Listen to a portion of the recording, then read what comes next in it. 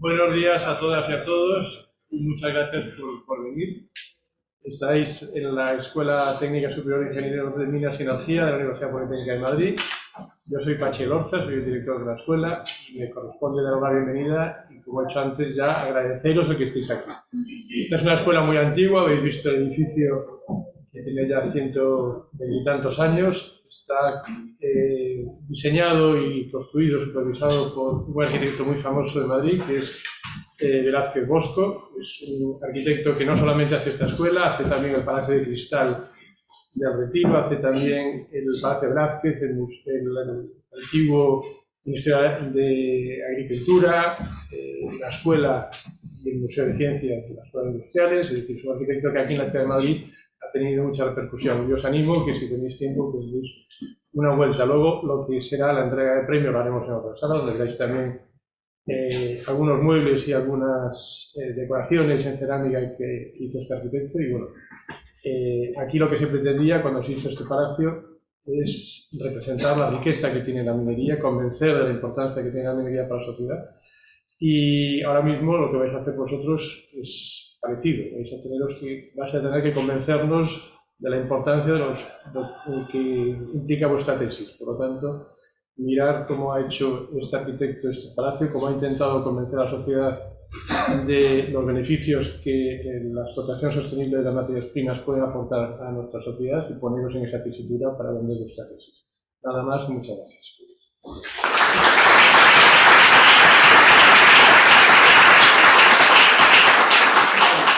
Pues en nombre de mis compañeros, ¿no?, de los directores de las escuelas de doctorado de las 5 universidades participantes, ya sabéis que estamos aquí, la Autónoma de Madrid, por la de Alcalá, yo vengo por la UPM, Pilar, que viene de la Rey Juan Carlos, y Fernando, de la Universidad Complutense de Madrid. Para todas nuestras escuelas, este concurso es muy importante, ¿no? Con este concurso ya sabéis, y habéis visto las bases, que tenemos el objetivo de plantearos este reto de explicar los trabajos de investigación, como decía el director, en una intervención muy limitada en el tiempo y además con un lenguaje sencillo que llegue al público, especialmente que llegue al jurado y que le convenza de las bondades de vuestro trabajo y de vuestras capacidades de divulgación y comunicación. Voy a repasar en un momento cómo cómo va a transcurrir esta parte de exposiciones y las bases del concurso, pero antes sí que me gustaría agradecer a todo el mundo, todas las organizaciones y personas que han conseguido, que han colaborado para que todo esto funcione, y que espero que nos haga pasar a todos pues una mañana muy agradable, ¿no?, viendo vuestros trabajos y que todo salga bien, ¿no? Además, pues ya sabéis que estamos en streaming, que pues, ha habido mucha gente implicada, pues tanto, por supuesto, el primer agradecimiento es para la escuela, todo el personal de la escuela y de la Escuela Internacional de Doctorado de la UPM, junto con las otras escuelas colaboradoras, pues para preparar esto. Y bueno, y también voy a presentar al jurado y agradecerles de nuevo su participación. El jurado está formado por periodistas, profesionales especializados en comunicación y divulgación. Voy a decir los nombres, no los señalo para que no les hagáis ningún tipo de presión. Que son Juan José Becerra, Laura Chaparro, Ignacio Fernández Bayo, Mónica Salomone y Ana Hernán. Muchísimas gracias a todos. No miro a nadie, que no sé dónde están escondidos ahí entre el público para que... Así que nada, muchísimas gracias por participar y ayudarnos en este concurso. Y en el tema también de agradecimientos, además de a la escuela, a toda la escuela, el personal de la Escuela de Minas, de la Escuela Técnica Superior de Ingeniería de Minas y Energía, en especial, por supuesto, a Alfredo, que está aquí al mando de la parte audiovisual, a Pilar, que también nos ha ayudado un montón, a Ana, que está en comunicación, y también a Ana, de la Escuela Internacional de Doctorado. Tengo que agradecer sobre todo a Javier, que me ha pasado toda la documentación del año pasado, heredera de las otras ediciones. Está en la 7ª edición y es la segunda vez que la UPM participa en ella y es la primera que la organiza, así que espero que nos perdonéis los posibles errores o faltas, pero que lo hemos hecho con mucha ilusión y mucho cariño. Por supuesto, el agradecimiento es extensivo a todas las escuelas de doctorado de las universidades que han participado, que sabéis que son todas las públicas madrileñas, salvo la Carlos III, que hace este mismo concurso en inglés. Lo hacemos en castellano. Y también, por supuesto, muchísimas gracias tanto a Inés como a Miguel Garrido Romanos, que es nuestro pianista, que es el que nos va a amenizar algunos tiempos muertos, no muertos, algunos tiempos,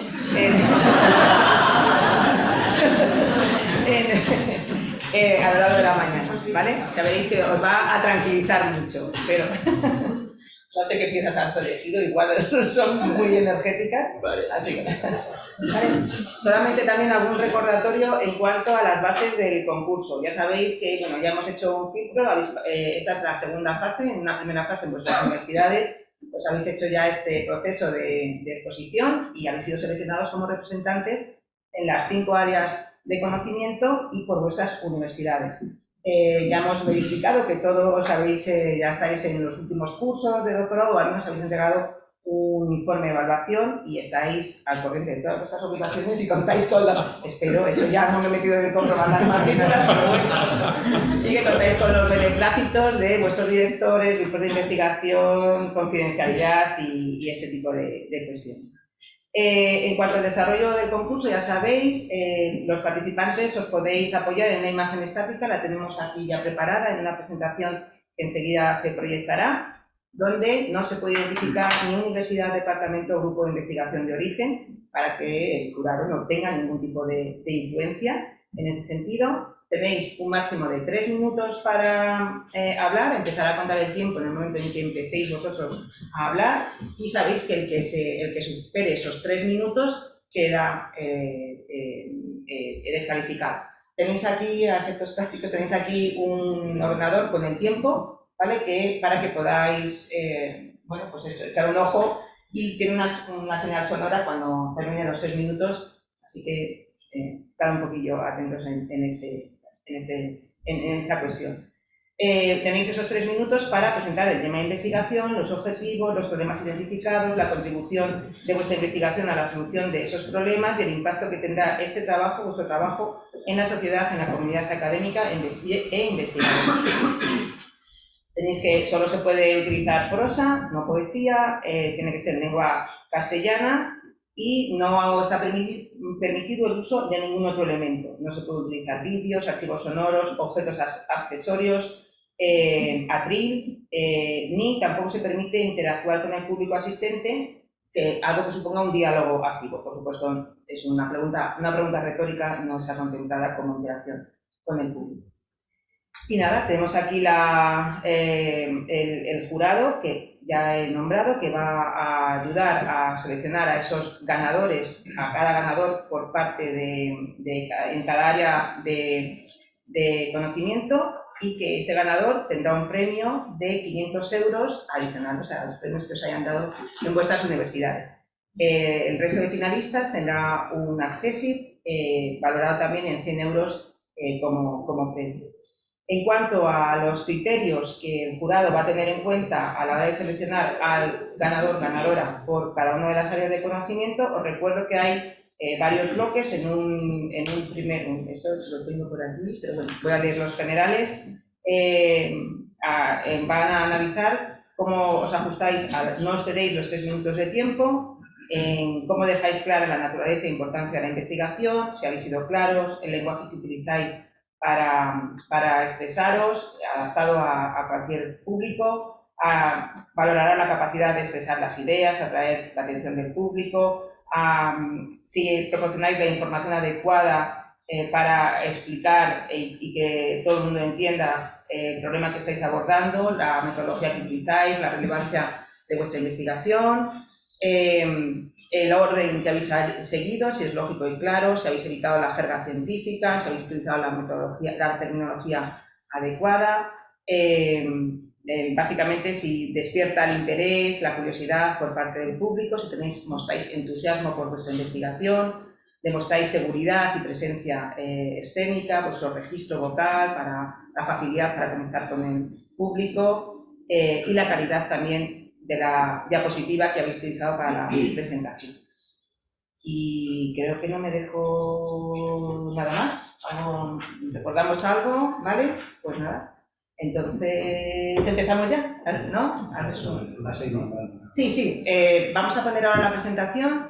Se me olvidaba, perdonadme. El orden, ya sabéis, el orden de intervención ha sido sorteado. Hicimos un sorteo el otro día online, hubo algunos de los participantes presentes que velaron por la transparencia del orden. El orden de intervención va a ser, en primer lugar, el área de conocimiento de Ciencias Sociales y Jurídicas, posteriormente Ingeniería y Arquitectura, Artes y Humanidades en tercer lugar, cuarto bloque será Ciencias y quinto bloque Ciencias de la Salud.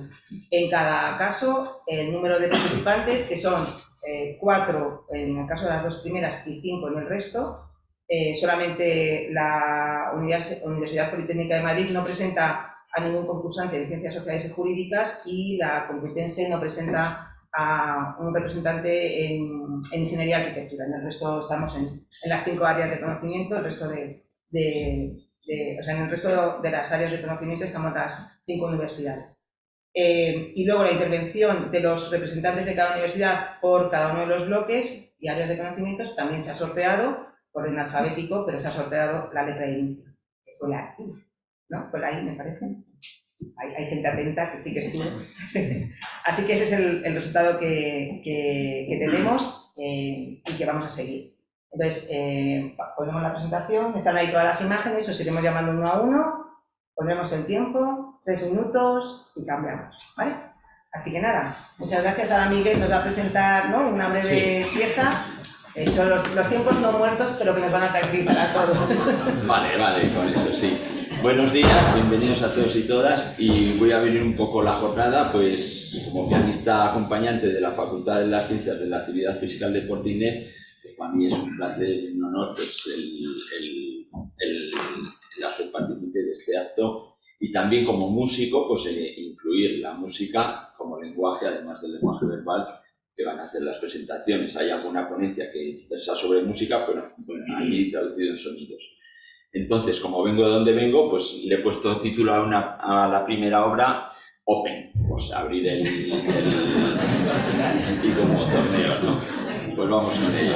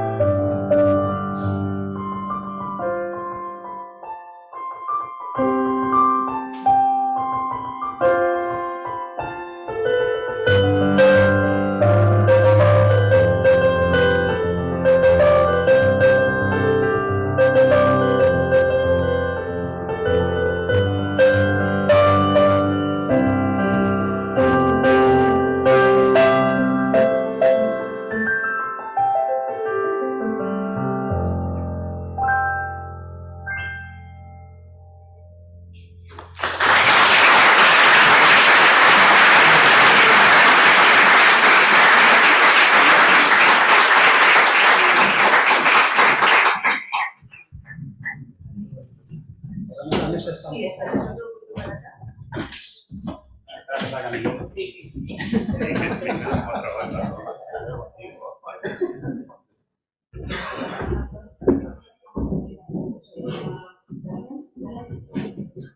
Como veis, tenéis efectos prácticos, tenéis un poco más de espacio para moveros.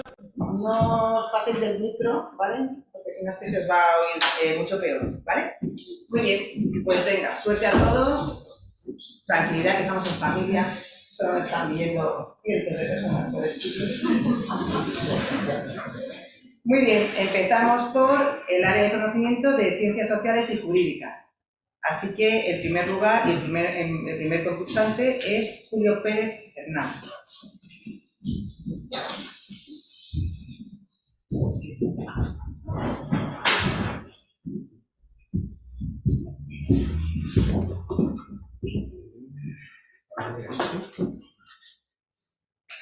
Las tecnologías disruptivas son aquellas tecnologías que de cuando surgen dejan obsoletas todas las tecnologías anteriores. Por ejemplo, la inteligencia artificial, que es el estudio de las máquinas inteligentes, lograr que una persona piense o bien de manera racional o bien como haría una persona. Vale, pero ¿para qué nos puede servir? Pues podemos utilizar la inteligencia artificial para lograr predecir temas de alto impacto o interés social, como puede ser la desigualdad de género. Vale, para ello tenemos que medirla. ¿Cómo la podemos medir? Existe el índice de brecha de género, que es un valor creado en el año 2006 por el World Economic Forum y que sirve para medir la desigualdad entre los hombres y las mujeres. Es un valor que va entre el 0 y el 1, representando el 1 la máxima igualdad entre los hombres y las mujeres, y el 0,5 que o bien los hombres o bien las mujeres valen la mitad. Vale, pero ¿cómo podemos hacer esto? ¿Cómo podemos utilizar una inteligencia artificial para predecir este valor? Pues lo vamos a hacer a través de diferentes algoritmos, que son una serie de normas, una serie de pasos que le damos a la inteligencia artificial para lograr un resultado. En este caso vamos a utilizar algoritmos de regresión, algoritmos de árbol de decisión, algoritmos de agrupación y algoritmos bayesianos. Vale, ¿y cómo va a funcionar el algoritmo principal de todo esto? Pues va a funcionar de la siguiente manera. Vamos a coger los datos de todos los países del mundo y los vamos a dividir en dos grupos. Por un lado, los datos de entrenamiento. A estos datos le vamos a decir el índice de brecha de género que tiene este país, el real. Y por otro lado tenemos los datos de examen. No le vamos a decir el resultado. Y va a tener que ser la inteligencia artificial la que sea capaz de predecirme este número. Vale, pues vamos a hacer una primera prueba. Caso Reino Unido, 0,7, hacemos la prueba, datos de examen, lo enteramos, 23. No, te has equivocado. ¿Qué hacemos? La mandamos a junio, que pague segunda matrícula. Pues no, vamos a repetir el entrenamiento. Otra vez, tenemos 3 minutos. Bueno, me queda 1 y medio. En ese tiempo, 5 veces, 10 veces, no, la vamos a entrenar 10.000 veces. Ventaja de inteligencia artificial. Una vez hecho esto, tenemos el siguiente resultado. Arriba a la izquierda tenemos el índice de brecha de género, arriba a la derecha la predicción. Y abajo lo que tenemos es el margen de error. Como podéis ver, prácticamente acierta en todos los países. La moda de error va entre el 0 y el 1. Y la media de error es única y exclusivamente del 2%. Vale, tenemos la predicción, pero ese no es el objetivo de la tesis. Predecir un número es fácil. Tiene que ser útil, tiene que servir para algo. ¿Para qué nos sirve esto? Pues esto nos va a servir para poder predecir qué pasa si aprobamos una normativa jurídica o aplicamos una política pública en concreto para reducir la brecha de género. ¿Va a aumentar? Va a disminuir. ¿Tiene que ser una política pública exclusiva de género? ¿Tiene que ser una normativa jurídica exclusiva de género? No, vamos a entrenarlo con todas las leyes. ¿Y para qué nos sirve esto? Con esto estamos logrando que cualquier país del mundo sepa, antes de aprobar una normativa jurídica o una ley, en la vida real, si aprobarla va a hacer que aumente o disminuya la brecha de género en ese país. Y bueno, gracias a este objetivo lo que vamos a conseguir es que el futuro sea feminista o no será. Y señores, señoras, el futuro empieza hoy. Muchas gracias.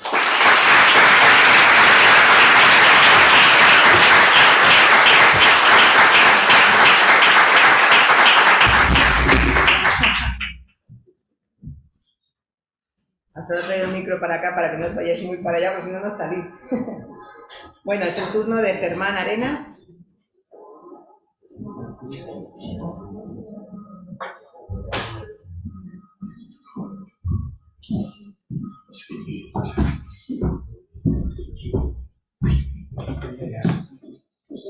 Buenos días. Cuando leí las palabras lenguaje sencillo e inteligible, que eran ingredientes para preparar este concurso, sentí un cosquilleo en el estómago, porque precisamente ese es el tema de mi investigación, el lenguaje sencillo e inteligible en la administración pública.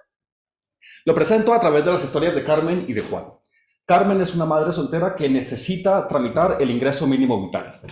Lo debe hacer vía telemática, no hay citas previas y tampoco nadie que le eche la mano.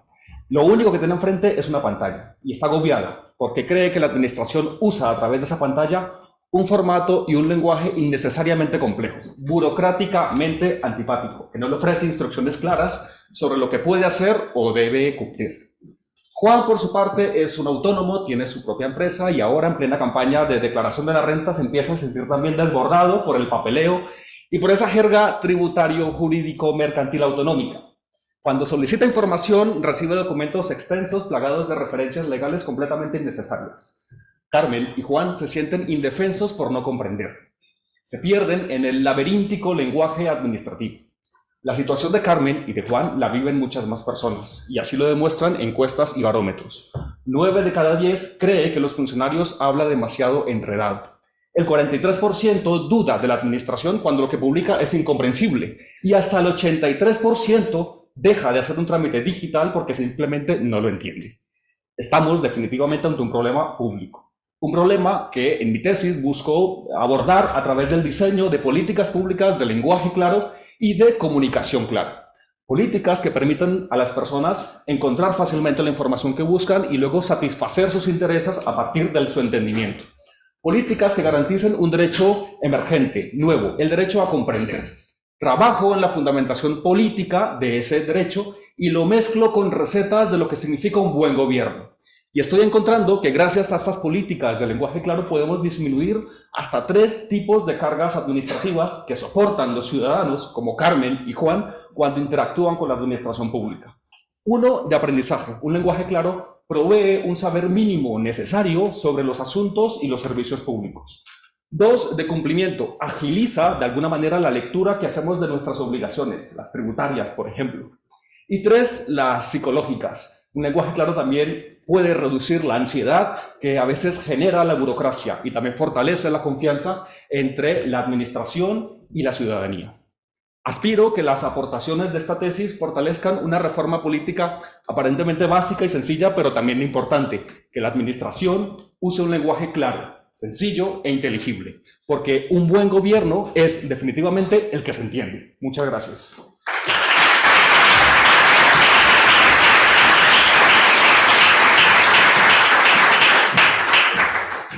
Pastora de Arpiñano.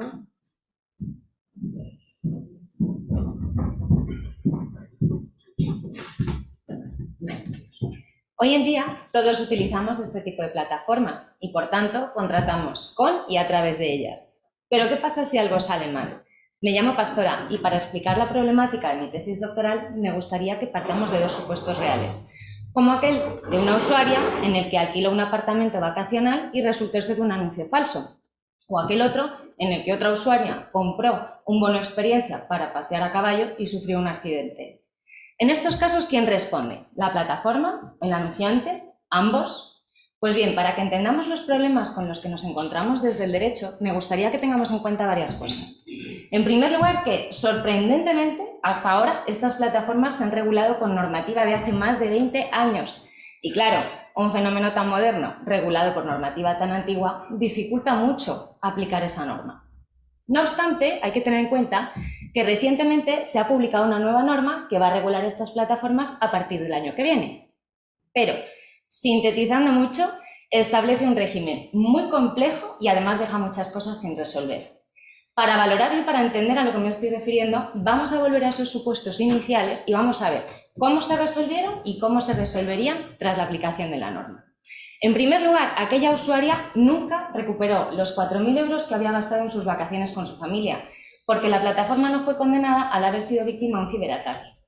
Si esto ocurriese a partir del año que viene, no podría dar una respuesta, porque sorprendentemente la ciberseguridad no se regula, no se dice nada. Y además hay que tener en cuenta que nuestros tribunales, en casos parecidos, dicen que la ciberseguridad es una obligación de las plataformas y, por tanto, responden en caso de ciberataque, y otras todo lo contrario, considerando incluso que es fuerza mayor y que, por tanto, no responde. En el segundo de los casos, aquella usuaria que mientras disfrutaba un paseo a caballo sufrió un accidente y cayó, demandó tanto a la plataforma como a la hípica y ambas fueron condenadas a indemnizarle con más de 20.000 euros. Pero si esto ocurriese a partir del año que viene, no estaría nada claro, porque a veces esta norma establece que las plataformas no responden y en otras ocasiones que sí, pero dependiendo de factores como su tipo, su tamaño e incluso que el vendedor podría responder también dependiendo de factores como su tipo, como el tipo de vendedor. Con todo esto, como podemos comprobar, estas plataformas que tanto utilizamos hoy en día tienen un régimen jurídico muy complejo, muy complicado. Pero es en este tipo de situaciones tan complicadas en las que nuestras investigaciones, nuestra labor como investigadores, son vitales para avanzar y seguir contribuyendo a un sistema mejor. Muchas gracias.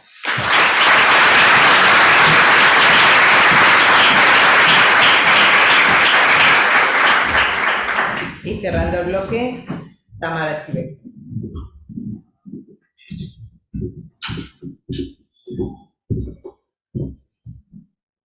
Todo empezó con un ¿qué puedo hacer yo para mejorar la enseñanza de la división celular? Lo primero, dar sentido a su estudio. Que las células de nuestro cuerpo se dividan es normal, se llama mitosis y gracias a ella crecemos. También es normal que nuestras células germinales se dividan para formar gametos. Se llama meiosis y gracias a ella nos reproducimos. Pero si esa división se altera, pueden aparecer el cáncer o los problemas reproductivos. El fallo puede deberse a un mal estado de salud del entorno que nos rodea o del resto de seres que lo habitan. Así que más nos vale entender la salud ambiental, la animal y la humana como una sola y no preocuparnos solo de la nuestra, algo que ya deberíamos tener claro tras la pandemia. Todo eso de la mitosis, la meiosis y sus fases nos lo cuentan varias veces durante la ESO y el bachillerato. Así que se supone que deberíamos de salir de estas etapas dominando los contenidos, entendiendo su relevancia y quién sabe si queriendo investigar para salvar vidas en el futuro, ¿no? Pues bien, mi nombre es Tamara Esquivel, soy bióloga sanitaria y os confieso que ha sido durante el doctorado en educación cuando he aprendido a distinguir las fases de la división celular en imágenes reales. En la carrera no manejé muchas, antes menos, y mirar de vez en cuando por el microscopio no tiene por qué traducirse en un aprendizaje profundo. Porque sin práctica es muy difícil comparar la imagen real que estás viendo con el modelo que has creado en tu cabeza basándote en dibujos esquemáticos e incluso con errores de los libros de texto. Además, desde secundaria nos presentan este contenido como fases aisladas, a pesar de ser un proceso continuo, en 2 dimensiones, aunque la vida real ocurre en 3D, y con los cromosomas como los protas de la peli, obviando otras estructuras esenciales. Por ello, otro pilar de mi tesis es promover la enseñanza de la división celular con imágenes reales. ¿Y cómo se evalúa este contenido en la EBAU? Pues vimos que con exámenes muy parecidos todos los años y con preguntas que solo requieren memorizar o describir procesos, en lugar de tener que pensar soluciones o tomar decisiones. Pero buenas noticias, quizá estudios como el nuestro han influido en que la cosa cambie y en la próxima EBAU los estudiantes por fin tendrán que demostrar qué saben hacer con lo que saben. ¿Y qué estaba en mi mano para mejorar esta situación? Pues diseñar las actividades que a mí me hubiera gustado realizar. Problemas realistas, sin una solución obvia, que permitan al alumnado mejorar esos modelos mentales que os decía antes para argumentar y enfrentarse con espíritu crítico a las noticias sobre el tema, que con esto de las fake news se torna esencial. Con relatos atractivos sobre el tratamiento del cáncer o la infertilidad, conseguimos que los estudiantes salieran de su zona de confort, fijándose en estructuras distintas de los cromosomas, aplicando la visión espacial y relacionando datos de distintas fuentes, formatos y escalas. Con este granito de arena espero ayudar a disminuir esa brecha que hemos detectado entre investigación educativa y praxis docente real en biología, ofreciendo al profesorado simplemente lo que nos piden, que son actividades y recursos para mejorar la calidad de su enseñanza y reconciliar al alumnado con las ciencias, porque esos son los investigadores del futuro. Y sé que esto solo acaba de empezar porque al investigar, ya sabéis, nunca se resuelve un problema sin crear otros 10 más. Muchas gracias.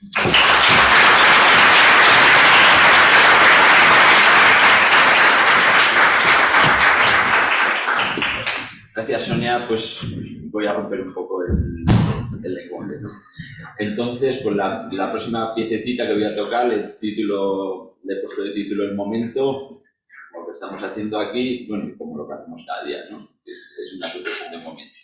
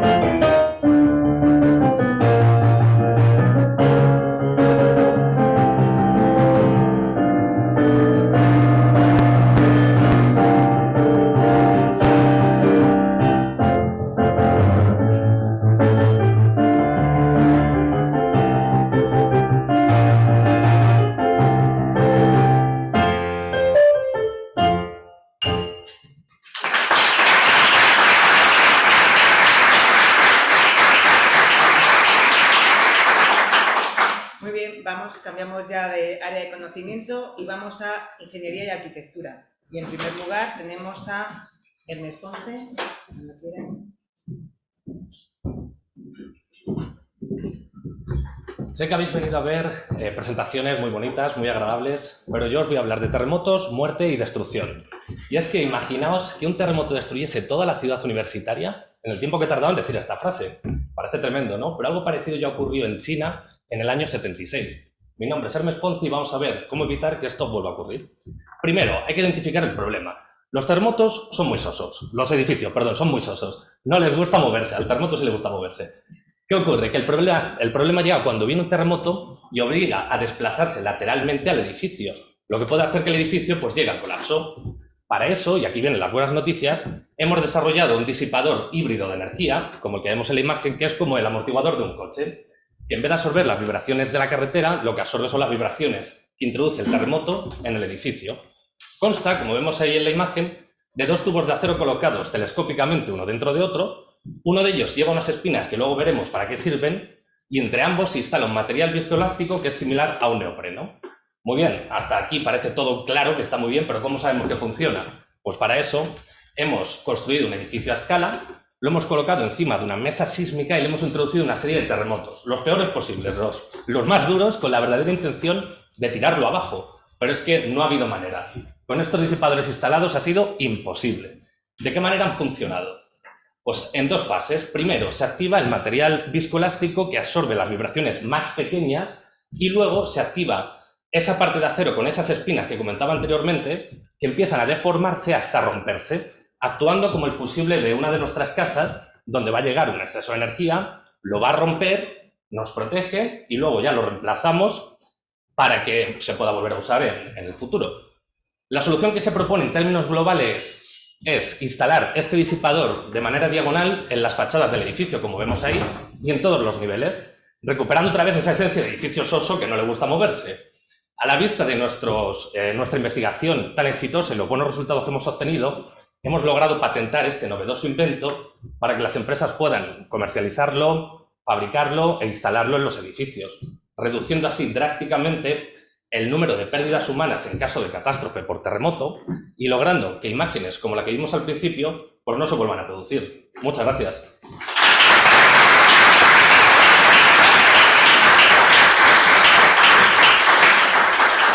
Eva Romaní.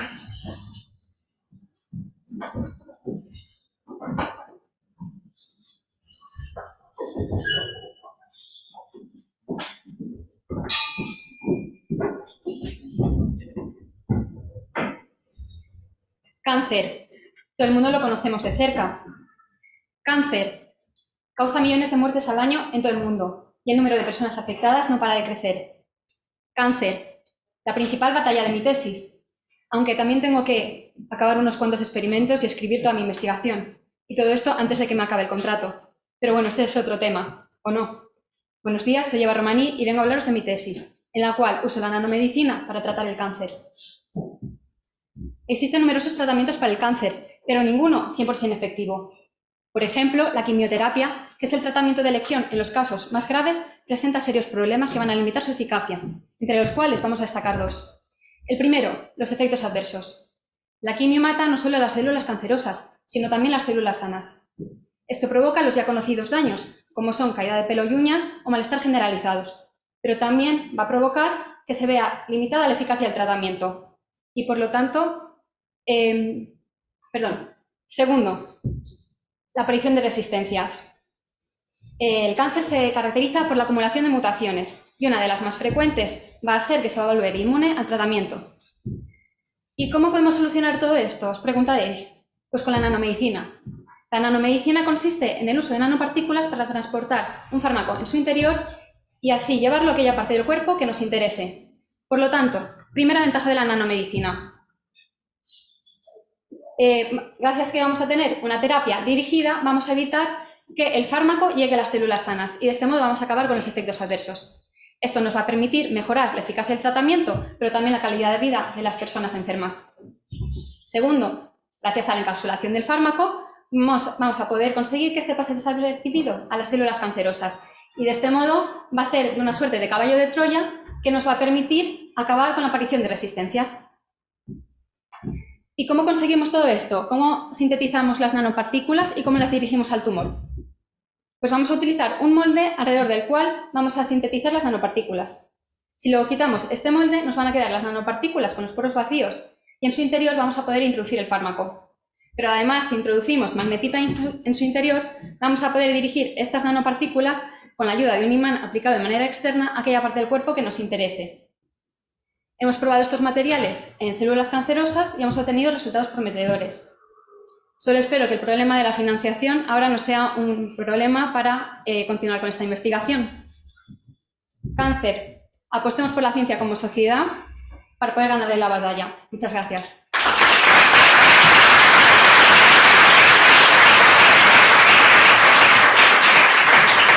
Seguimos con Roberto Daza.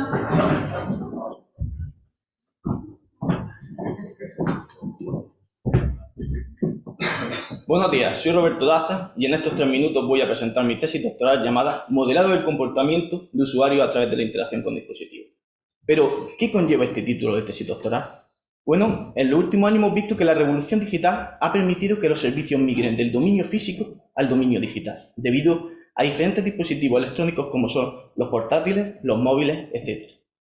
Esto ha conllevado que áreas tan importantes como la medicina, la seguridad o la educación se vean afectadas. Y es justo aquí, en este punto, donde se centra mi tesis doctoral. Puesto que el modelado de usuario, usando tecnologías de aprendizaje profundo o biometría, ha demostrado ser de gran valor para la detección de enfermedades, la detección de estados anímicos y un largo etcétera. Mi tesis doctoral ha trabajado en diferentes de estas áreas, como son la medicina, la seguridad, pero principalmente se ha centrado en la educación virtual o e-learning debido al ámbito universitario en el que nos encontramos. En esta área hemos diseñado una plataforma llamada EDBB capaz de mejorar la educación virtual en 3 grandes puntos. Primero, es capaz de monitorizar estudiantes en un entorno e-learning realista usando sensores típicos como son una webcam, un ordenador o sensores más complejos como son un electroencefalograma o un pulsómetro. Esto ha conllevado que hagamos pública una base de datos de referencia en el área con 5 teras de información y 200 usuarios. Segundo, el e-learning tiene grandes beneficios, pero se encuentra con limitaciones, tales como la certificación segura o no poder ofrecer un aprendizaje personalizado. Y es aquí justo donde hemos centrado nuestro esfuerzo.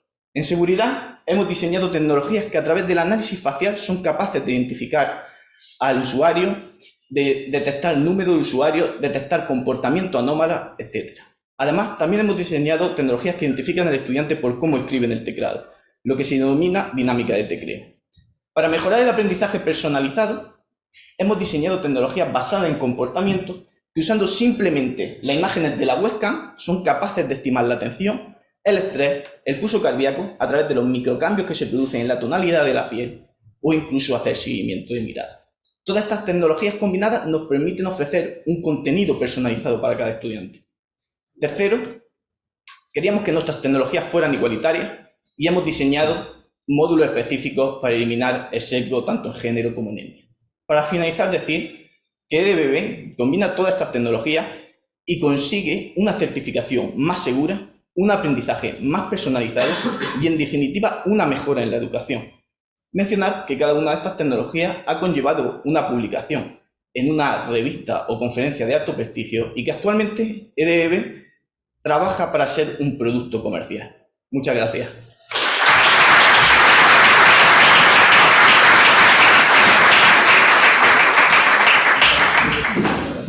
Y cerrando el bloque, Carlos Gómez Huélamo.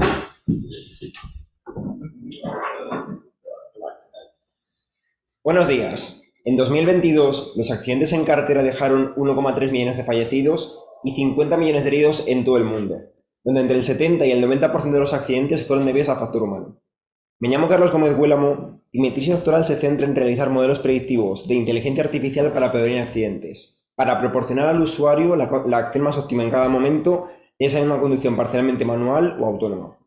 Los vehículos inteligentes de hoy en día tienen algoritmos capaces desde procesar la información del entorno mediante sensores hasta actuar en el propio vehículo mediante la capa de control. En particular, esta tesis se centra en 2 de las principales capas. La capa de percepción, la cual va a analizar los datos proporcionados por los sensores, va a entender la escena que nos rodea y así realizar la predicción del mismo, y la capa de decisión, que teniendo en cuenta las predicciones de la capa de percepción, va a computar la acción más óptima en cada momento, como saber cuándo realizar un adelantamiento peligroso en una autopista o cuándo frenar delante de una intersección, que son situaciones realmente complicadas. En la imagen superior derecha podemos observar los principales factores que influyen a la hora de determinar el comportamiento futuro de un agente. Estos son los factores cinemáticos, es decir, la trayectoria pasada, posición, velocidad y aceleración, los factores de la carretera, las normas de tráfico que debemos de cumplir, como parar delante de un semáforo en rojo, parar delante de un stop o no invadir una línea continua, así como los factores de interacción, es decir, las interdependencias entre los distintos vehículos. ¿Por qué y para qué queremos esta tesis? Como se ha mencionado anteriormente, en situaciones de tráfico caótico o con distracciones del conductor, si somos capaces de entender y predecir el entorno que nos rodea, podemos minimizar el riesgo de accidente o colisión, así como reducir el riesgo de atasco, lo cual supondría una gran mejora en la eficiencia energética, sobre todo en cascos urbanos. ¿Cómo se realiza esta tesis? En primer lugar, se han validado distintos algoritmos en distintas bases de datos, para después ser implementados en nuestro simulador de conducción hiperrealista, de una forma holística, es decir, en conjunto junto con las otras capas del vehículo.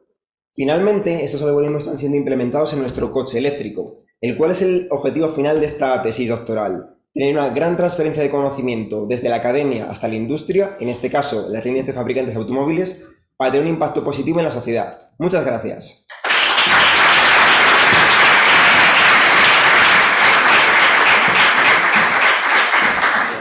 Voy a seguir con una piececita, ya que hemos empezado el bloque con un estudio arquitectónico, pues yo le robo un poco, le quito los sonidos arquitectónicos pilares al preludio número 1 de Johann Sebastian Bach para piano, para hacer unos dibujos sobre ese motivo.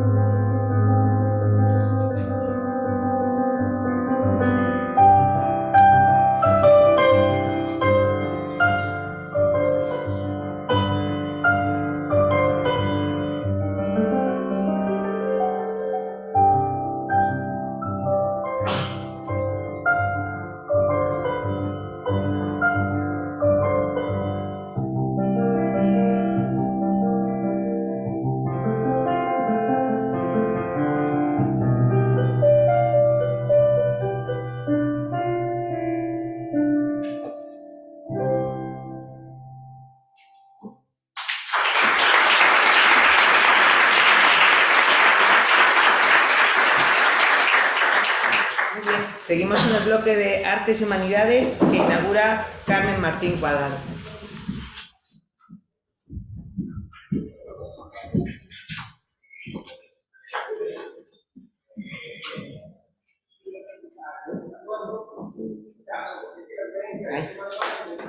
El doctorado es un continuo tira y afloja. Unas veces parece que das en el clavo y otras no haces más que romperte la cabeza. Sin embargo, todos los días me repito: Carmen, todo esfuerzo tendrá su recompensa, así que no dejes para mañana lo que puedas hacer hoy.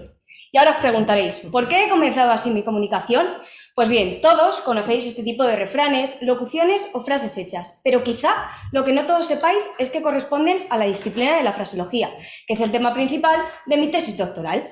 Aunque esta disciplina nace en el siglo XIX, no hay ningún estudio de conjunto que abarque cuáles fueron las principales recopilaciones de esta centuria. Incluso le hemos preguntado a ChatGPT, conocedor de todo lo que nos rodea, y no es capaz de darnos una referencia bibliográfica verídica sobre quiénes fueron los primeros representantes. Por lo tanto, viendo este vacío de conocimiento, ¿qué objetivos se plantean? Avanzar en el estudio de la fraseología histórica, valorar la figura de esos autores que han quedado desatendidos y, en tercer lugar, analizar sus repertorios en búsqueda del tratamiento de esas unidades fraseológicas. ¿Y cómo lo hemos llevado a cabo? Pues bien, hemos seleccionado un corpus de alrededor 50 obras publicadas en España, en Hispanoamérica, y las hemos interpretado como un acto de comunicación. ¿Y qué quiere decir esto? Pues lo vemos de forma evidente a través de la segunda fila de emoticonos, que tenemos en cuenta la semblanza biográfica del autor, el destinatario al que dirige sus obras, ese contexto que es compartido por emisor y por receptor y que nos otorga claves históricas, culturales y sociales para una comprensión global de todo el repertorio. Estos tres factores extralingüísticos enlazan perfectamente, como si de una pieza de puzzle se tratase, con el análisis lingüístico, esto es, el estudio de las unidades fraseológicas, el mensaje que quieres transmitir y las fuentes en las que se basaron para su producción personal. ¿Qué repercusión se quiere obtener? Pues, en primer lugar, avanzar en el estudio de la historia de los diccionarios del español en el siglo XIX, la época más desatendida en toda la investigación. En segundo lugar, establecer nuevas vías metodológicas que tengan que ver con este enfoque mixto, que una lo extralingüístico con lo puramente lingüístico. Y en tercer lugar, valorar el estudio de esos refranes, de esas frases hechas que nos identifican a todos como cultura y forman parte de nuestra sociedad. Finalmente, no quiero acabar mi comunicación de manera distinta como la empecé, así que a ti, que me estás escuchando, decirte que a la cama no te irás sin saber una cosa más. Muchas gracias.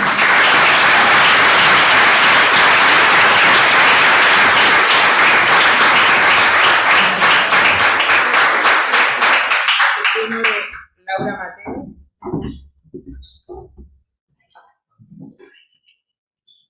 Me llamo Laura y soy lingüista.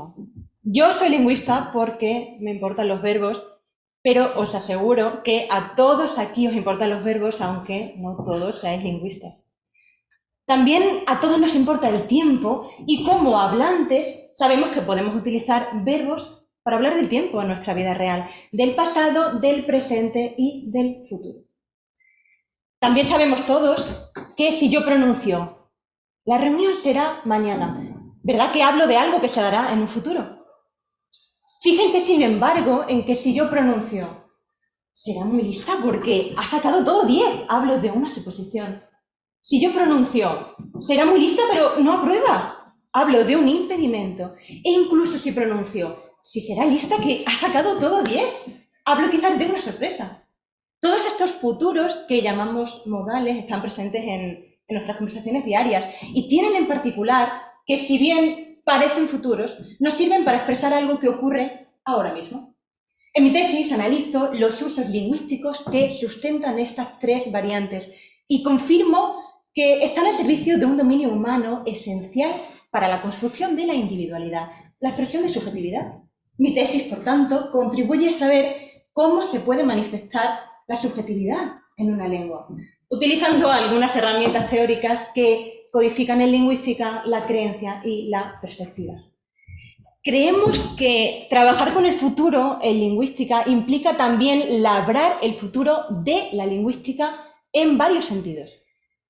Nos importa el futuro, en primer lugar, porque supone un reto para la gramática. Verán, los futuros responden a un significado universal en las lenguas del mundo, si bien están sujetos a fuertes restricciones locales, lo cual pone de manifiesto que quizás el español de España no debe ser el centro de nuestros trabajos.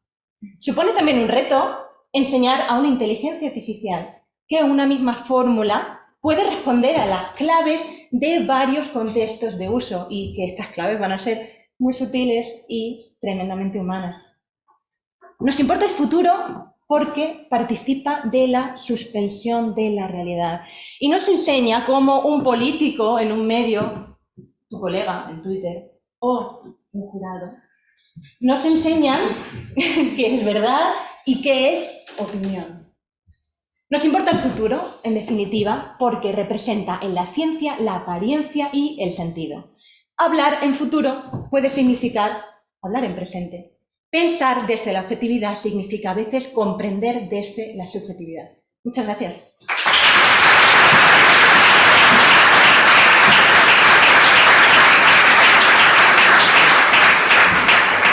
Es el turno de Susana Sancho.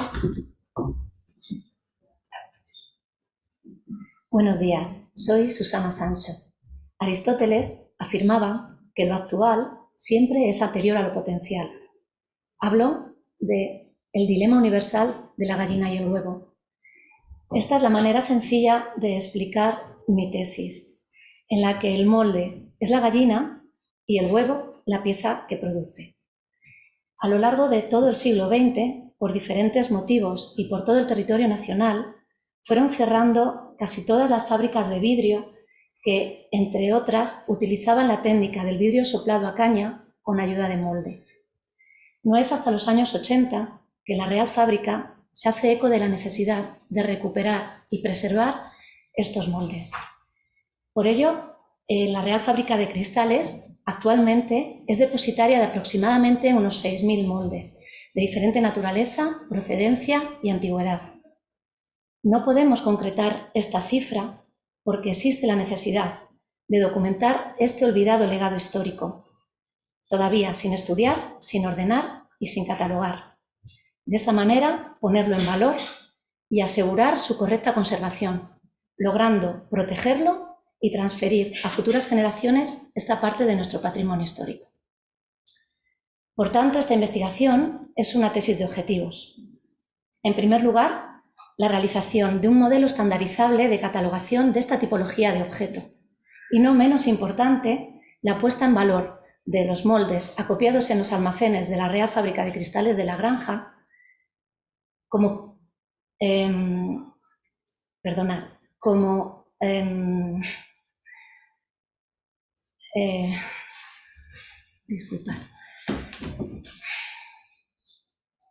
la puesta en valor de los moldes como realizadores de patrimonio, de elementos protegidos, de objetos protegidos.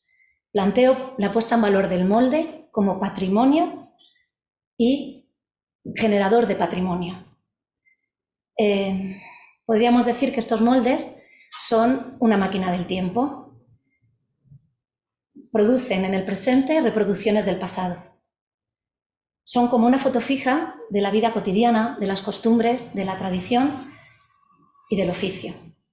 Son conocimientos sobre la historia de la industria vidriera en España del siglo XIX y XX que debemos custodiar, igual que se custodian las piezas que produjeron. Muchas gracias.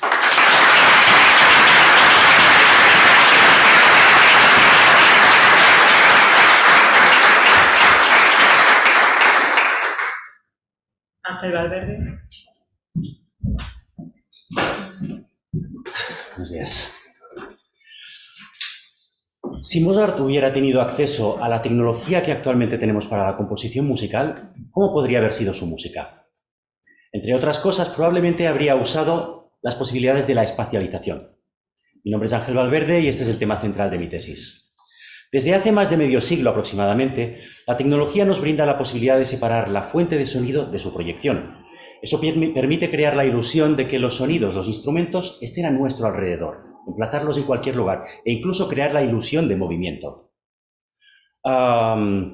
Si Mozart hubiera querido hacer un efecto parecido, habría tenido que pedir a sus músicos que se levantaran y se movieran alrededor de la audiencia, pero digo yo que no se lo hubieran tomado muy bien el pianista o el contrabajista en una situación así. Incluso Bach o Haydn en sus composiciones proponían que el coro estuviera siempre en lugares altos para evocar la sensación de coros celestiales, de ángeles proyectando su voz, aunque esta información no estaba plasmada en las partituras. Incluso se cuenta la anécdota que Haydn, para su concierto para trompeta y orquesta, en una ocasión un director le pidió al solista que interpretara desde un palco lejano, alejado de la orquesta, pero se encontró con que el personal de seguridad lo interceptó pensando que iba a boicotear el concierto. Bien, tecnologías como Atmos o Ambisonics que tenemos actualmente permiten crear esa ilusión del sonido envolvente a nuestro alrededor. Eso abre grandes posibilidades expresivas para la creación musical, pero lo que no tenemos son referentes, porque la composición en su estadio esencial raramente ha contemplado la espacialización como un parámetro musical. Incluso las partituras, el lenguaje gráfico que usamos para la notación musical, tras más de 1000 años de evolución composición no contemplan todavía parámetros con los que expresar la ubicación de los sonidos musicales. Se da incluso la anécdota que los Beatles, en los años 60, ante su primer disco en estéreo, Sgt. Pepper's, no sabían exactamente dónde ubicar los sonidos. Y así, izquierda, derecha, centro, se dieron casos un poco extraños, como el tema Strawberry Fields Forever, en que todos los instrumentos están a un lado y las voces totalmente en el lado opuesto. Esto, tras prueba y error y aceptación por parte de la industria, llegó a crear unas convenciones que fueron adoptadas por la mayoría de los compositores y creadores musicales. Mi tesis persigue proponer herramientas, análisis y sobre todo referentes para que los futuros compositores puedan utilizar el espacio como un parámetro musical. Eso también es una oportunidad para crear un lenguaje gráfico paralelo al de las partituras que permita plasmar esas propuestas. Probablemente Mozart ya no pueda utilizar los resultados de esta tesis, pero nosotros sí. Muchas gracias.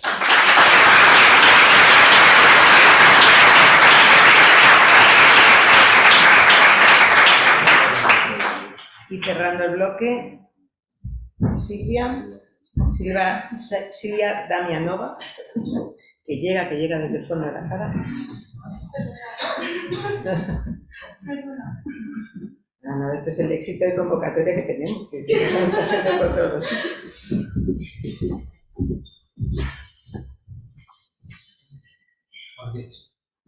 Buenos días a todos.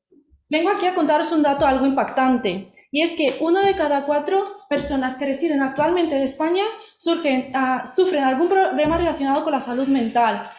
Y si no lo han hecho ya, lo harán a lo largo de su vida. Es difícil escuchar este dato, ¿verdad?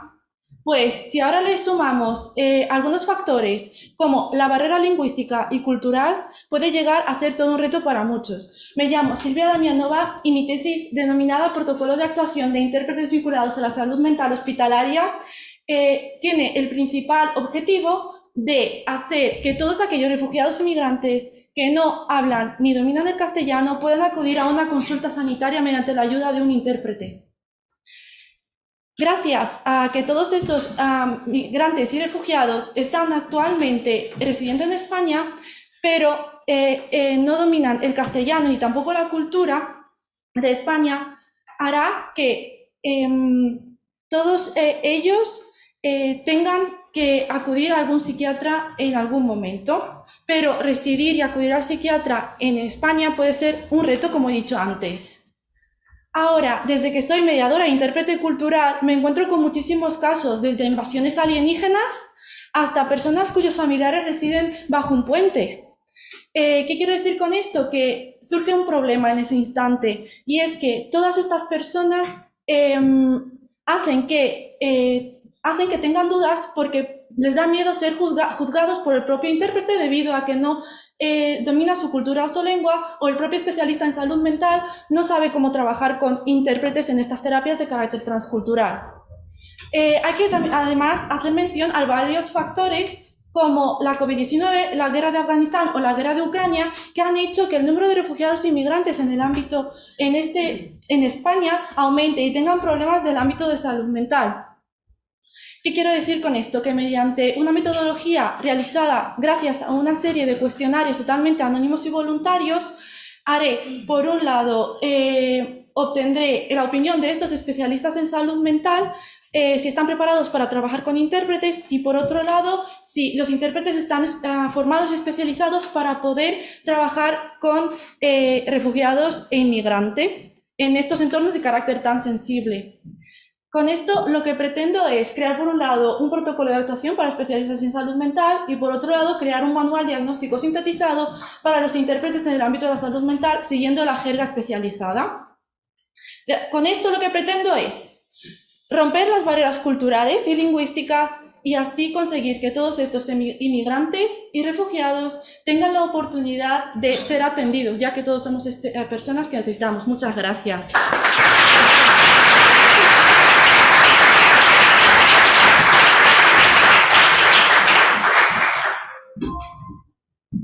Bueno, la próxima pieza, el piano de momento se queda aquí.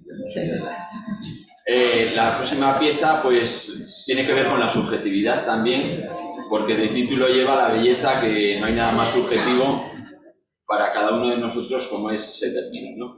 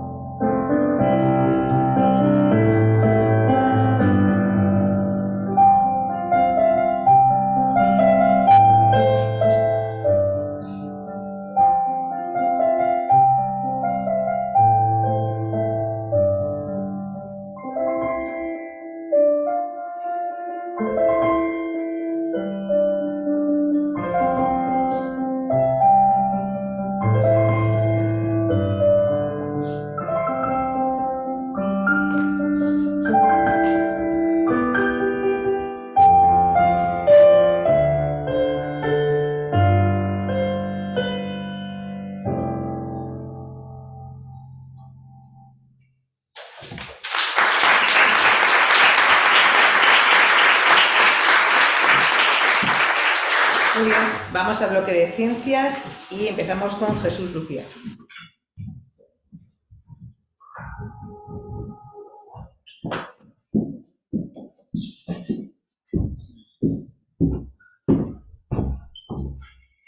Bueno, buenos días. Supongo que todos, por circunstancias de la vida, conocéis el concepto de PCR, ¿no?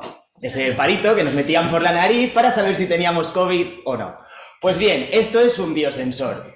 Básicamente, un biosensor es capaz de detectar e incluso cuantificar la presencia de un compuesto que conocemos como analito.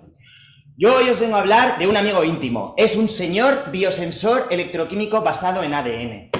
Se compone, muy sencillo, de una cadena de ADN, es esta doble hélice, que sirve para expresar la apariencia física y el carácter de cada uno de vosotros. Pues resulta que si lo clavas en una superficie de oro, evoluciona biosensor.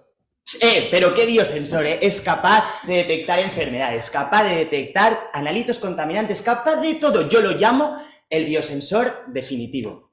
Así que os voy a explicar un poco el trabajo que ejerce este muchacho, pero vamos a cambiar el discurso para amenizar. Os voy a contar esto en formato de telenovela turca. Tenemos por un lado nuestro ADN, por otro lado nuestro analito. Se conocen, hacen match en Tinder y cuando su relación amorosa va viento en popa toda vela, el analito, que es muy sibilino, le arranca un electrón a nuestro ADN. Nuestro ADN siente una pena muy grande que expresa en forma de carga positiva. Y va ahondando poco a poco hasta lo más profundo de su corazón o lo que vendría a ser la superficie metálica. Cuando llega a la superficie metálica, el ADN ya explota, le han traicionado y lo expresa en forma de corriente eléctrica. Nosotros hasta entonces éramos meros espectadores, pero estamos viendo que algo está pasando, algo ha cambiado. ¿Qué había pasado? Que el analito estaba en el ambiente. Ahora imaginaros que en vez de tener una sola cadena de ADN, tuviéramos 1 millón. A cuantas más de estas moléculas les sucediera esta tragicomedia griega, mayor sería esa respuesta eléctrica y, por tanto, mayor número de bandidos robaelectrones tendríamos en el ambiente. Yo he estado reproduciendo un poco estos sucesos para poder contaros esta historia aquí. He estado viendo cómo el ADN pierde esos electrones, cómo la carga positiva se deslocaliza a lo largo de la cadena e incluso cómo pasa a la superficie. Y todo esto sin pisar el laboratorio. Es que resulta que los químicos teóricos, además de generar bombas, metanfetaminas y pócimas de Harry Potter, también somos capaces de hacer química en el ordenador. Así que nada, yo vengo aquí, me planto después de 3 años trabajando mano a mano con mi colega todos los días en el ordenador, para deciros un mensaje bien claro: disfrutad de la investigación. ¿Y por qué? Yo a veces también me lo pregunto. Bueno, es fácil, es la única forma de tener verdaderas amistades en el trabajo, como este colega y yo hemos tenido durante 3 años. Muchas gracias.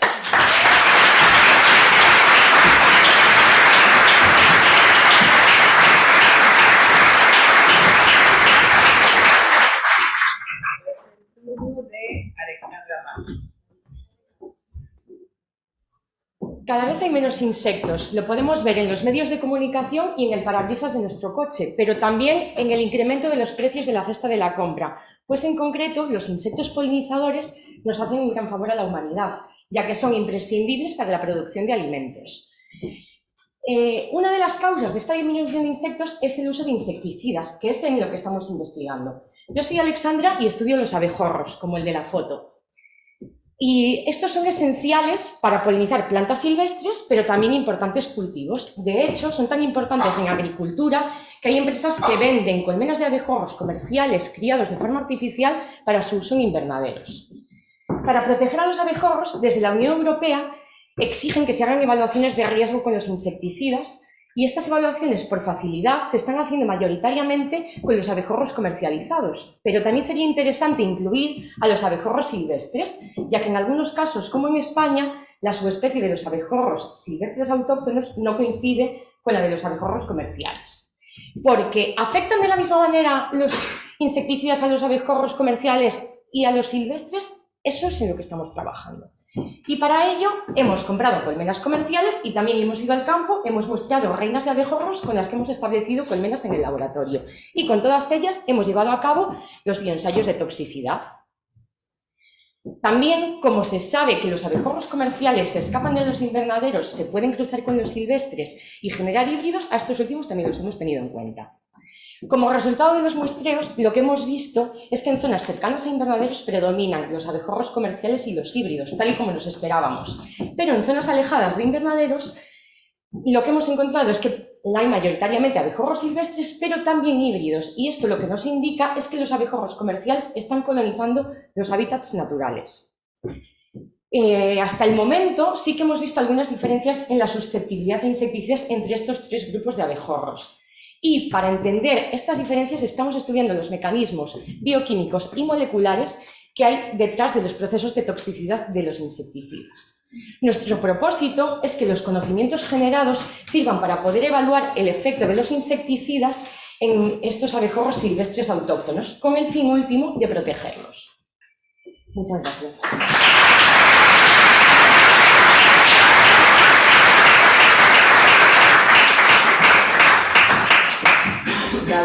David Rincón.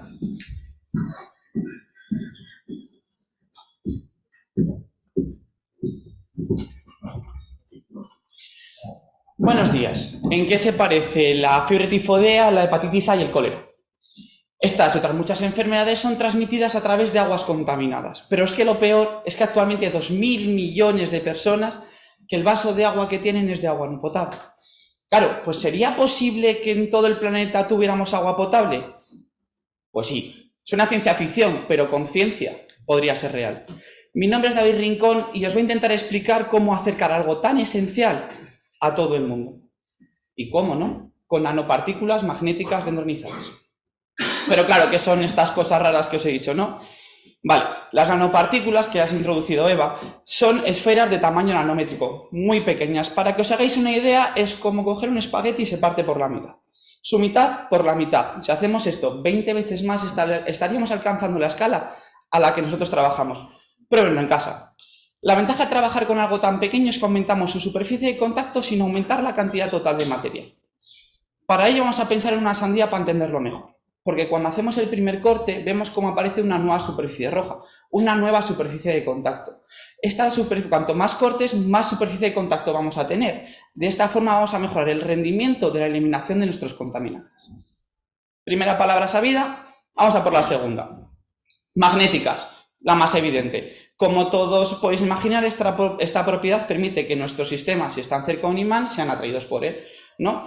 Porque claro, buscar algo tan pequeño en agua es una misión casi imposible, como buscar una aguja en un pajar. Sin embargo, si combinas el magnetismo con un superimán como son los de neodimio, esta tarea es muy sencilla. Tenemos ya la nanopartícula y la aguja. Y la más fácil para el final, dendronizadas. Esto viene a decir que nuestra nanopartícula está recubierta por dendrímeros, que son moléculas que tienen muchos grupos funcionales y es un periférico. Pero bueno, dejando a un lado las cosas de químicos, lo que tenemos es una esfera recubierta por velcro y de la parte que pincha, para que sea mucho más fácil que se pegue la parte suave. Claro, ¿y cuál es nuestra parte suave, no? Pues van a ser esos contaminantes que hemos hablado antes, metales pesados, bacterias, virus, ¿qué se os ocurra? Lo que está sucediendo dentro del agua es que nuestros dendrímeros agarran esos contaminantes, lo pegan a la superficie de la nanopartícula y de esta forma con un imán retiramos la nanopartícula del contaminante. Agua limpia. Pero es que además, igual que el velcro se puede separar, nosotros somos capaces de separar nuestro contaminante y nuestra nanopartícula. De esta forma, la nanopartícula podemos volver a reutilizar tantas veces como queramos. Es decir, en conclusión, tenemos una forma de potabilizar agua que es muy sencilla, que solo tiene un paso y que además es reutilizable. Por todo ello, y gracias al trabajo que estamos realizando en nuestro grupo de investigación, queremos llegar a pensar que en todo el mundo el vaso de agua siempre pueda estar lleno de agua potable. Muchas gracias a todos por su atención.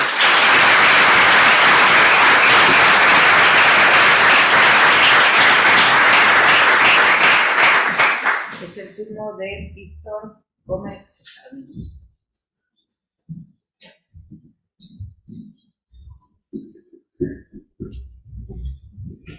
400 millones de personas. Hoy en día, cerca de 400 millones de personas carecen aún de un servicio de agua potable en el África subsahariana. Buenos días, mi nombre es Víctor Gómez Escalonilla Canales y os voy a presentar cómo mi tesis doctoral trata de abordar esta problemática. El agua es un recurso vital para el ser humano. Lo usamos a diario a la hora de hidratarnos, para asearnos, para cocinar. Pese a ello, y sobre todo en ciertas regiones del planeta, el acceso a este recurso sigue estando muy limitado. Esta situación es especialmente grave en las zonas rurales del África subsahariana, donde además la población depende casi exclusivamente de las aguas subterráneas como principal fuente de abastecimiento, debido a las escasas precipitaciones. Además, existe una grave problemática en el acceso a este recurso subterráneo o invisible, derivada de dos factores: los altos costes de perforación y las bajas tasas de éxito, que oscilan entre un 50 y un 70% dependiendo de la región y que se derivan directamente del desconocimiento hidrogeológico. Sin embargo, disponemos de grandes bases de datos de puntos de agua, es decir, de pozos y de sondeos, que gracias a la utilización de las técnicas adecuadas, como la inteligencia artificial, pueden ser utilizadas para optimizar las campañas de prospección hidrogeológica. Dicho de otro modo, ¿dónde realizar un pozo exitoso? La metodología que utilizamos se denomina cartografía de potencialidad hidrogeológica y parte de la hipótesis de que es posible inferir la presencia de aguas subterráneas a partir de una serie de factores geológicos, topográficos y climáticos. La variable objetivo o variable a predecir serán estos pozos o sondeos. Y por otro lado, desarrollaremos una serie de variables explicativas como el tipo de roca, el tipo de suelo, la morfología del terreno o la precipitación que nos van a permitir inferir la presencia de aguas subterráneas. Toda esta información se introduce en el software MLMapper, desarrollado durante esta tesis doctoral y que incorpora una gran variedad de algoritmos de inteligencia artificial. Estos algoritmos van a buscar la combinación de variables explicativas que conducen a un resultado positivo o negativo. Posteriormente, otra parte de la base de datos será utilizada para validar estos resultados. Hasta el momento, hemos aplicado esta metodología en países como la República de Mali y la República de Chad, habiendo obtenido tasas de acierto de entre el 80 y el 90%. El producto final de estas investigaciones es un mapa como el que pueden observar en la diapositiva. Estos mapas pueden ser utilizados por los organismos competentes para localizar las zonas más favorables para realizar un pozo exitoso. De esta manera, podríamos intentar mejorar la situación del acceso al agua potable, porque de eso va esta tesis doctoral, de que esa cifra, 400 millones de personas, cada vez sea más pequeña. Muchas gracias.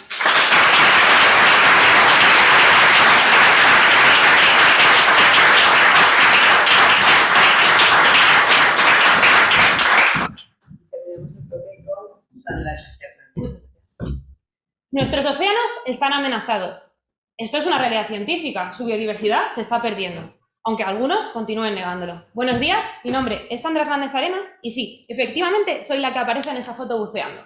Aunque parezco positiva y feliz porque bucear es un deporte que me apasiona, la realidad es otra. Y es que en los últimos años he estado observando cómo los fondos de nuestros océanos están cambiando y se están empobreciendo radicalmente. Es por ello que con mi tesis doctoral trato de explicar estos cambios en un grupo de organismos muy importantes, las macroalgas marinas. Y sí, sé que si os preguntase, muchos de vosotros me diríais que no os mola que haya algas en la playa cuando vais en verano, porque os dan reparo, pisarlas no es muy agradable, pero sin embargo quiero que esto cambie hoy, porque su papel en el medio marino es fundamental.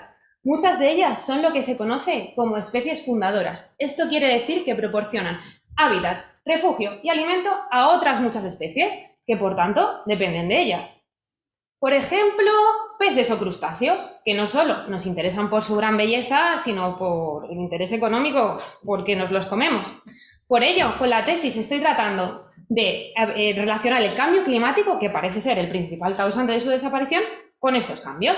Para ello, he realizado experimentos en el laboratorio que me han permitido obtener los umbrales letales de supervivencia por el calor, es decir, hasta cuándo pueden aguantar, y que estoy mezclando y relacionando con modelos de distribución de especies, que para los que no los conozcáis son unos modelos matemáticos que me permiten obtener mapas como el que veis en la pantalla, que me indican áreas más o menos favorables en cuanto a hábitat para las especies.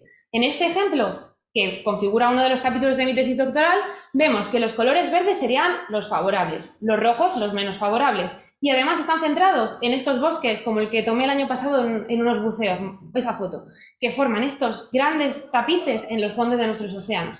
Pero volviendo al mapa, os he hablado de colores rojo, verde, ¿y qué pasa con esa línea negra que he pintado ahí? Pues no es nada más y nada menos el área marina protegida que hemos propuesto al Ministerio para proteger a estas algas, porque como os he dicho, su papel ecológico es fundamental. Así, quizás, y solo quizás, tendría una oportunidad de sobrevivir. Y no es casualidad que sea en Galicia, y es que aquí encontramos las aguas más frías. Todos sabemos que cuando vamos en verano a la playa, el agua en Galicia está más fresquita que en el resto de nuestra geografía. Pues según los modelos, esto va a continuar siendo así. Así que nada, espero que cuando vayáis a la playa y veáis a las algas, penséis en su importante papel ecológico y las miréis con otros ojos. Muchas gracias.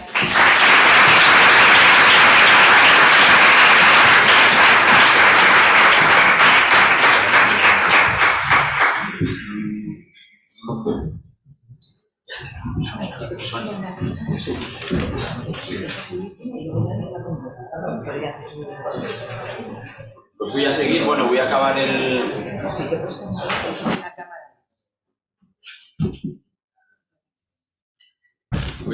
bloque, como vengo de donde vengo, que es de la Facultad de las Ciencias de la Actividad Física de Portuñol, pues con una gran obra de Vangelis que hice en su momento.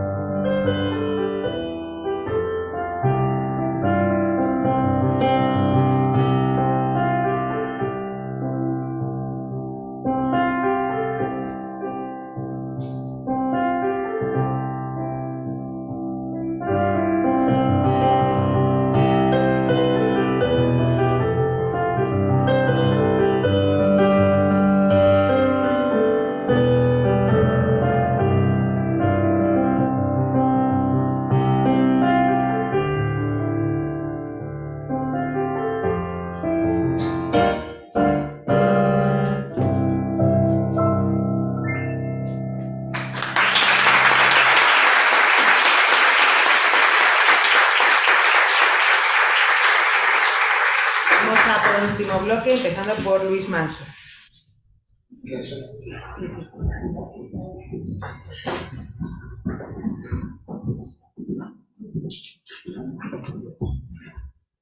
Buenos días. 3 minutos. 3 minutos es lo que puede tardar en cambiar la vida de un niño alérgico a los alimentos. Uno de los miles de niños alérgicos que viven en nuestro país, donde se calcula que hasta el 8% de los menores de 3 años podría serlo. Y poco más de 3 minutos es también lo que tardamos en evaluar su calidad de vida. Evaluar la calidad de vida de los pacientes alérgicos es muy importante por varios factores. Porque es una enfermedad muy frecuente, porque pueden sufrir reacciones graves que incluso pueden llegar a ser mortales y porque modifica mucho el estilo de vida, tanto del propio paciente como de la familia. La evaluación de la calidad de vida la llevamos a cabo con un cuestionario específico que hemos desarrollado en nuestro grupo de trabajo en estudios previos. ¿Y cuál es la herramienta o cuál es la intervención clínica que vamos a realizar que sea capaz de modificar la calidad de vida de un paciente alérgico?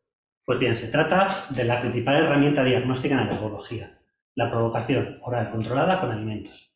Esta prueba consiste en exponer al sujeto a cantidades crecientes de alimento que se sospecha que produce la reacción alérgica y ver si tolera dicho alimento o no.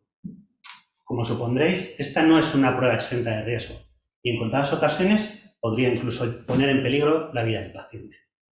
El objetivo del estudio consiste en evaluar si realizar una provocación es capaz de cambiar la calidad de vida de un grupo de pacientes de entre 0 y 12 años que previamente hemos diagnosticado de alergia a alimentos en nuestro servicio.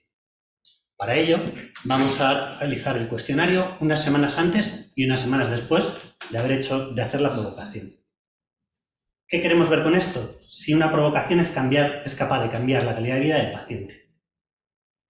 Voy a poner un ejemplo, por ejemplo, con un alérgico a leche. Tendríamos 3 resultados posibles al realizar una provocación. Que el paciente tolere la leche, es decir, que se pueda tomar un vaso de leche sin problemas, que tolere pequeñas cantidades, por ejemplo, que pueda añadir unos mililitros de leche a su café, o, finalmente, que no sea capaz de tolerarla y que no aparezca ningún tipo de tolerancia en ningún momento.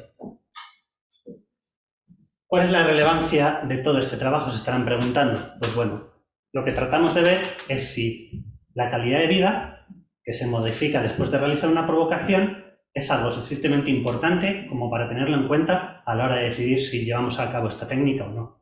Como digo, es una técnica con riesgo y tenemos que asegurarnos de que pueda realizarse con las mayores ventajas para el paciente. Una última cosa. ¿Se imaginan que estos 3 minutos hubieran cambiado su calidad de vida y nosotros pudiéramos medirlo y tomar decisiones en función de ello? De eso exactamente es de lo que trata mi tesis. Muchas gracias.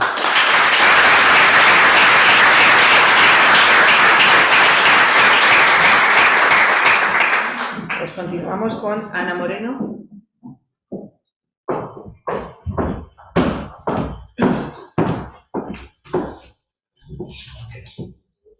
Buenos días, mi nombre es Ana Moreno y como yo seguro que más de la mitad de las mujeres que estamos aquí hoy hemos sufrido o sufrimos dolor menstrual, que tras varias visitas al médico y algún que otro diagnóstico nos han dicho que es normal, que no tenemos lo que se conoce como dismenorrea secundaria, que es aquella causada por patologías como el ovario poliquístico o la endometriosis. Pues bien, vengo a deciros 2 cosas. La primera es que no sois las únicas, compartid porque no estáis solas.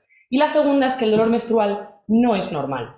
Hace años que la salud la comprendemos como un concepto tridimensional biopsicosocial y gracias a la investigación cualitativa hemos conseguido darle importancia a la influencia que puede tener el contexto psicosocial en el abordaje de enfermedades y patologías. Concretamente, desde la fisioterapia, que es a lo que yo me dedico, hemos visto cómo los mitos, las creencias e incluso los miedos pueden modificar la percepción del dolor. Y por eso en mi tesis he querido indagar en todas aquellas cuestiones que pueden preocupar a las mujeres con dolor menstrual sin patología subyacente o lo que conocemos como dismenorrea primaria. ¿Qué hemos visto? Que muchas mujeres de distintos puntos del mundo acusan problemas similares a la hora de afrontar el dolor y síntomas asociados como son las náuseas, el dolor de cabeza o la irritabilidad. Además, culpan al desconocimiento o a la falta de información no solo acerca de esos síntomas, sino de los posibles tratamientos. Todo esto, entre otras cosas, puede derivar en una desigualdad de oportunidades a la hora de afrontar algo tan sencillo como el día a día o tan importante como el desarrollo personal y profesional, porque ellas dicen que no se sienten comprendidas ni apoyadas, a veces ni siquiera por parte de sus profesionales sanitarios de confianza, mucho menos por parte del entorno, compañeros de clase, de trabajo o familiares. Por todo ello, y teniendo en cuenta que la dismenorrea primaria es una de las principales causas de absentismo laboral y escolar en el mundo, y especialmente en países tan influyentes como Estados Unidos, la importancia de mi trabajo reside en conocer todas las necesidades que pueden tener las mujeres con dismenorrea primaria para poder desarrollar en el futuro programas educativos que incluyan tanto a hombres como a mujeres y todo su entorno y poder generar guías y protocolos sanitarios que faciliten el acceso al diagnóstico, que eliminen mitos y falsas creencias y que fomenten el apoyo por parte de profesionales sanitarios que debemos no solo curar, sino cuidar a las personas. Así que ya sabéis, si os duele la regla, compartid.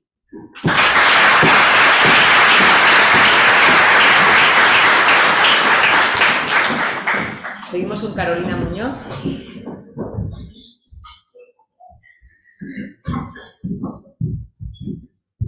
¿Cómo le explicas a un jabalí que tiene cita para vacunarse? Complicado, ¿no? Pues es el objetivo de mi tesis doctoral, hacer posible la vacunación del jabalí europeo frente a la peste porcina africana, una enfermedad que afecta tanto a cerdo como a jabalí, con una letalidad que roza al 100% y que se ha extendido mundialmente en los últimos años. Ahora bien, ¿cómo lo hacemos? La vacunación en animales salvajes, a diferencia de lo que ocurre en domésticos, a los veterinarios nos trae absolutamente de cabeza. Por ello, hemos creado unas vacunas para jabalí que son comestibles. Como vemos, se trata simplemente de un cebo que contiene una cápsula vacunal. Se distribuyen en el campo, los animales los ingieren y quedan inmunizados. El problema fue que cuando tuvimos el cómo, nos dimos cuenta de que la verdadera pregunta era ¿dónde? ¿Dónde colocamos estos cebos para conseguir una máxima eficacia? La ansiada inmunidad de rebaño de la que todos aquí hemos oído hablar. Pues bien, esta ubicación perfecta iba a depender de una cantidad enorme de variables de las que no teníamos casi información. Variables relacionadas con el jabalí, por supuesto, pero también muchas otras, como el tipo de vegetación de cada zona, la radiación solar, la temperatura media, la cantidad de lluvias, incluso la presencia o no de otras especies salvajes que también se comieron nuestros cebos. Por tanto, durante 2 años recopilé toda la información que fue posible de todas estas variables y con una serie de análisis estadísticos y técnicas de clustering, que en 2 palabras son técnicas que nos permiten hacer grupos en función de la similitud entre los mismos, identifiqué 9 ecorregiones en el escenario europeo, las que vemos en el mapa con diferentes colores. Nos ayudan a identificar cuáles son las áreas más adecuadas para la colocación de nuestros cebos, haciendo posible la vacunación del jabalí frente a esta enfermedad. Una enfermedad de la que habíais oído hablar antes. Aunque se trata de una pandemia, a mi alrededor casi nadie la conoce. Y esto es muy bueno, porque significa que no ha llegado a España. Una suerte, ya que en los últimos años se ha extendido de manera imparable por todo el mundo, afectando a más de 50 países, y países cercanos al nuestro como son Bélgica, Grecia, Italia y Alemania. Y este es el otro objetivo de mi tesis doctoral, ayudar a evitar que entre en España, donde tendría unas consecuencias catastróficas para nuestro sector porcino, el principal sector ganadero de nuestro país, que coloca a España como la primera potencia productora de porcino de toda la Unión Europea. Pese a todo, nuestra situación es muy complicada.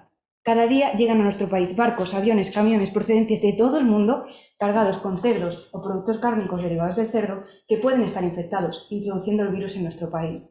Por ello, durante los últimos 4 años he realizado análisis de riesgo que me indican los lugares desde los cuales la importación es más segura. Estos resultados están sirviendo en la actualidad para mejorar los programas de prevención españoles, con un único objetivo: que todo lo que vayáis a oír hablar de esta enfermedad en los próximos años no sea más que estos 3 minutos. Muchas gracias.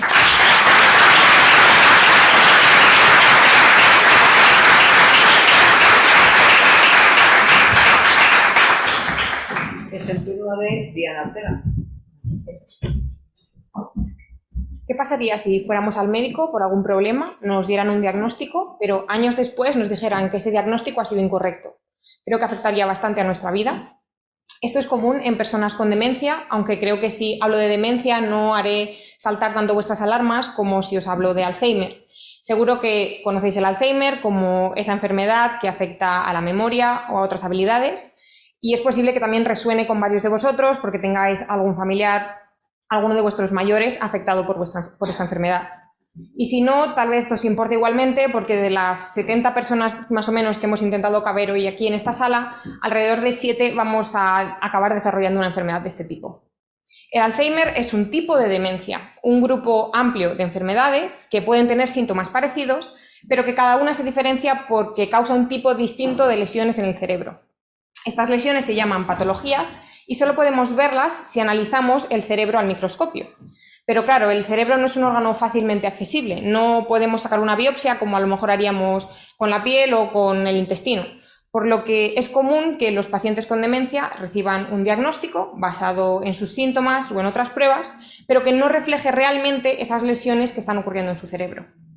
Me llamo Diana Ortega Cruz y el objetivo de mi tesis es mejorar el diagnóstico de cada tipo de demencia, porque no podemos tratarlas bien si no las diagnosticamos bien.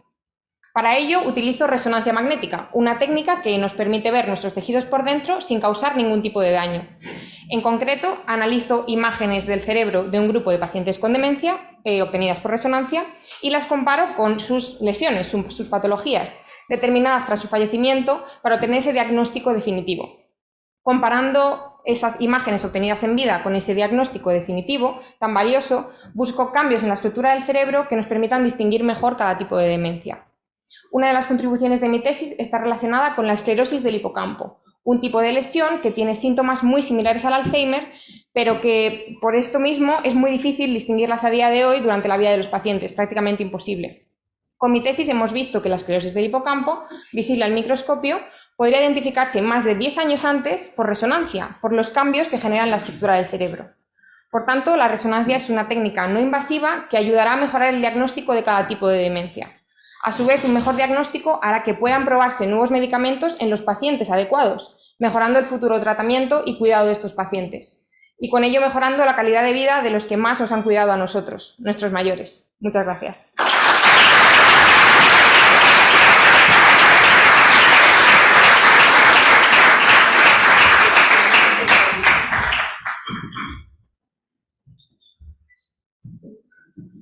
Y la última en intervenir, que es Mercedes Coello.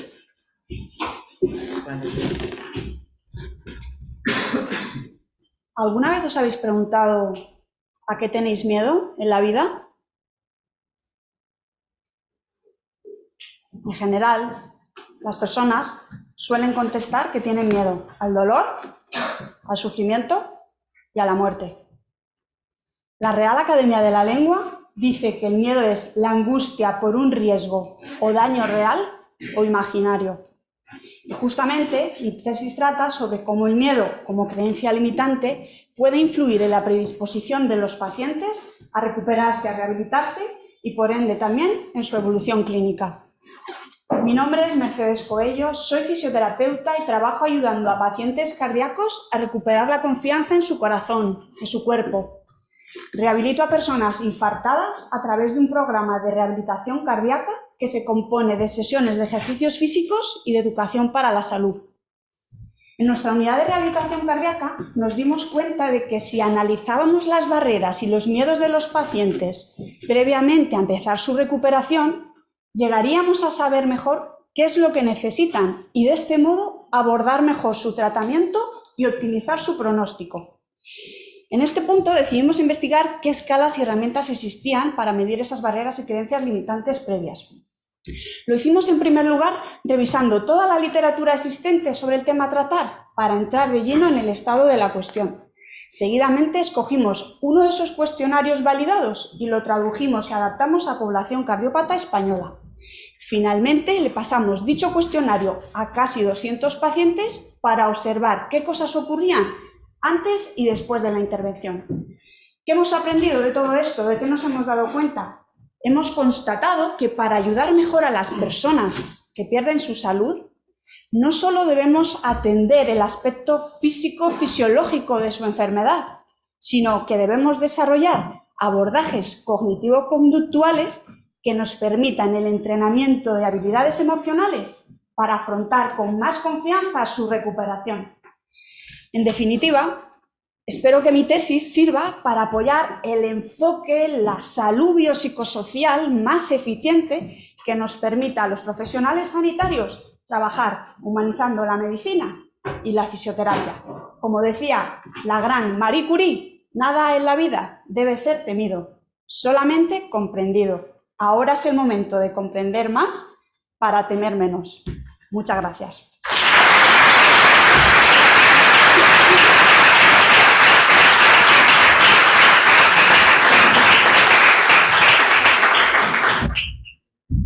Muy bien, pues yo creo que ha quedado claro la dificultad que va a tener ahora el jurado en elegir a los ganadores de cada área de conocimiento.